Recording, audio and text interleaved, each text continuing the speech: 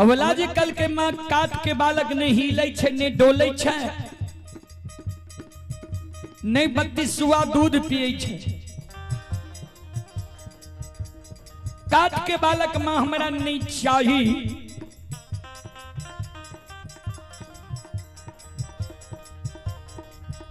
माँ जगत जननी कहलखिन जो तोरा काट के बालक नहीं चाहिए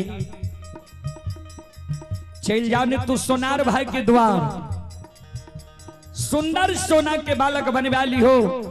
दाई मैं तोरा उल्हन उपराग देने छोड़ देता। बिचारी दुखियारिन अबला खाने लगले माँ हे मैया सोना मूल्यवान धातु ये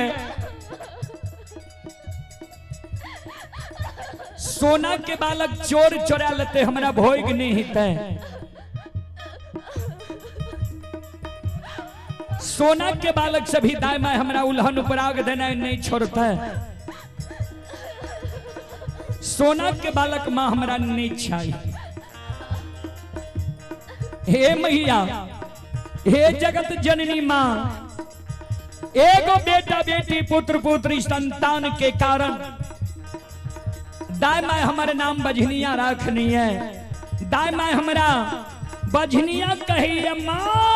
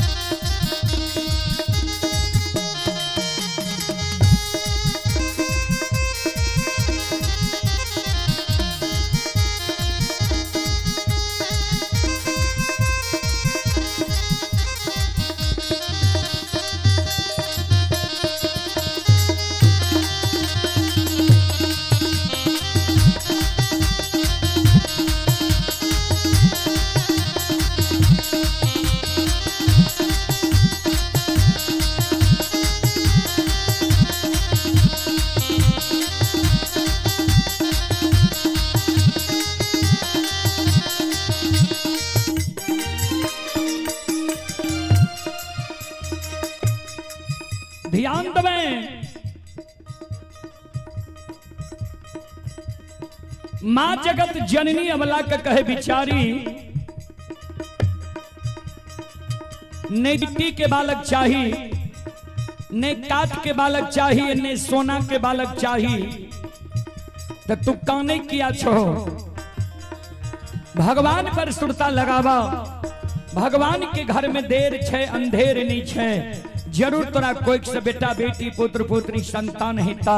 हे अबला हे सलखो हे बिचारी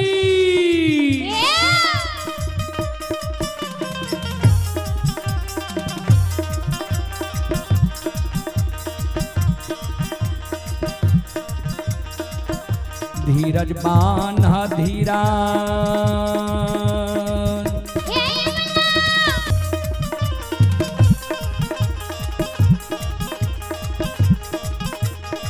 अबला दिल में धीरज बान्हा है।